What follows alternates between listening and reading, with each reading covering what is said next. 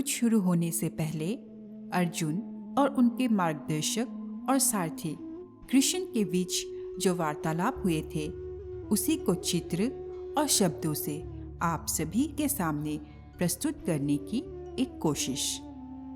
अर्जुन कहते हैं, हे मधुसूदन, तुम कहते हो कि सर्वव्यापी परमात्मा के शरण में आओ, परंतु उस परमात्मा के स्वरूप क्या है? मुझे अपना वो स्वरूप बताओ जिसकी पूजा की जाए, क्योंकि संसार में भिन्न भिन्न लोग भिन्न भिन्न देवताओं की पूजा करते हैं। क्या वो पाप है? कृष्ण कहते हैं, नहीं अर्जुन, पूजा कभी पाप नहीं होती। और जो प्राणी भिन्न भिन्न देवताओं की पूजा करते हैं वो भी वास्तव में मेरी ही पूजा करते हैं, क्योंकि इस विश्व के कण कण में मैं ही समाया हुआ हूँ। ज्ञानी जन अपने ज्ञान चक्षु से मुझे हर जगह हर प्राणी के अंदर देख सकते हैं। एक विद्वान ब्राह्मण में भी मैं हूँ, तो एक चांडाल के अंदर भी मैं हूँ। गौ में भी मैं हूँ, तो एक कुत्ते में भी मैं हूँ।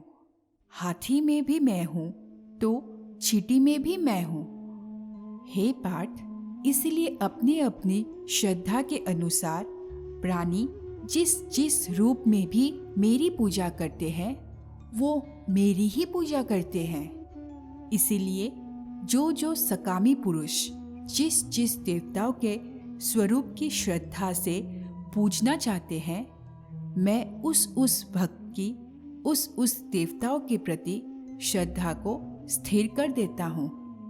इस प्रकार बहुत से जन्मों के पश्चात उसे जब ये ज्ञान हो जाता है कि इस सारे सृष्टि में मुझ वासुदेव के सिवाय और कुछ नहीं है, तो ऐसे ज्ञानी महात्मा अंततः मुझे ही प्राप्त होते हैं।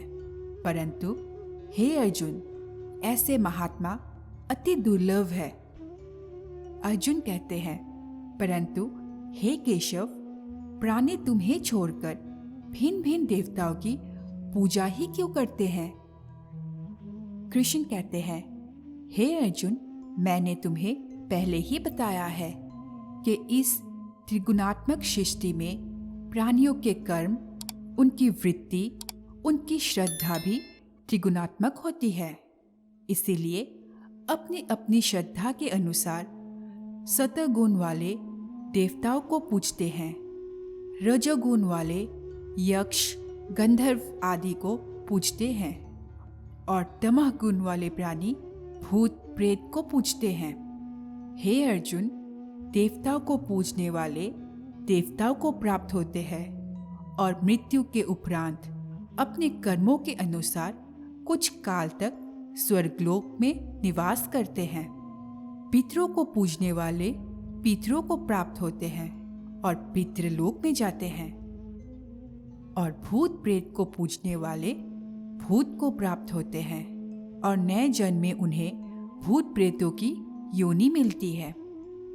अर्जुन कहते हैं, हे केशव, तुम्हारे कहे अनुसार मनुष्य अज्ञान के अंधेरे में अपने अहम के हाथ पकड़े भटक रहा है और इसीलिए समर्पण नहीं कर पाता, अर्थात अज्ञान ही समर्पण के रास्ते की चट्टान बन जाते हैं।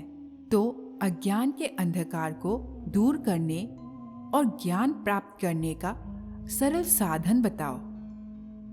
कृष्ण कहते हैं, श्रद्धा। हे अर्जुन, ज्ञान प्राप्त करने का मूल साधन केवल श्रद्धा है। श्रद्धा के बीज से ही विश्वास का अंकुर फूटता है और आस्था के पौधे लहराने लगते हैं। फिर इसी पौधे पर ज्ञान की फूल खिलते हैं। माता पार्वती कहती है, हे भोलेनाथ, भगवान श्री कृष्ण भक्ति के संबंध में श्रद्धा को अधिक महत्व क्यों दे रहे हैं? महादेव कहते हैं, देवी, श्रद्धा बिना भक्ति कैसे हो सकती है? श्रद्धा ही भक्ति का बीज है। मनुष्यों के लिए श्रद्धा ही वो दिव्य नेत्र है जिनके द्वारा एक अंधा मनुष्य भी भगवान के स्वरूप के दर्शन कर सकते हैं। ये श्रद्धा ही तो है जो मनुष्य को एक पत्थर की मूर्ति में भी भगवान का रूप दिखाई देती है। जैसे मेरे श्रद्धावान भक्त को शिवलिंग में मेरी ही रूप दिखाई देती है, परंतु एक नास्तिक को वो केवल एक पत्थर का टुकड़ा ही दिखाई देता है। देवी श्रद्धा ना हो तो भगवान सामने भी खड़ा हो तो श्रद्धाहीन नास्तिक की आंखों को वो भगवान नहीं कुछ और ही दिखाई देगा। फिर ना श्रद्धा होगी और ना भक्ति। कृष्ण कहते हैं, श्रद्धा सीधा और सरल रास्ता है जो मनुष्य को प्रेम शांति की ओर ले जाता है।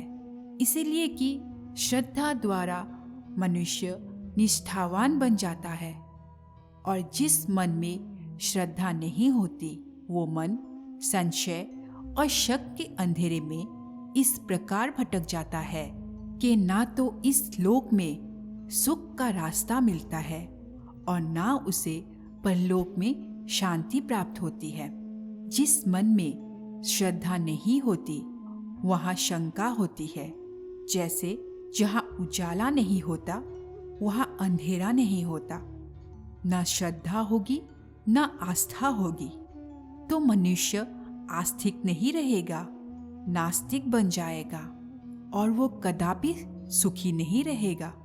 हे अर्जुन, संशय के अंधकार को ज्ञान के प्रकाश जो नष्ट कर देते हैं और ज्ञान द्वारा प्राप्त बुद्धि की प्रेरणा से अपने आप को समर्पित कर देता है, उसे कर्म नहीं बांध सकता।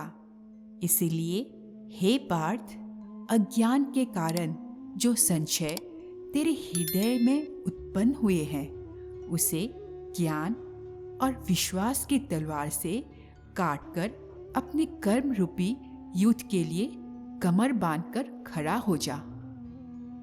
महादेव कहते हैं, वाह प्रभु वाह।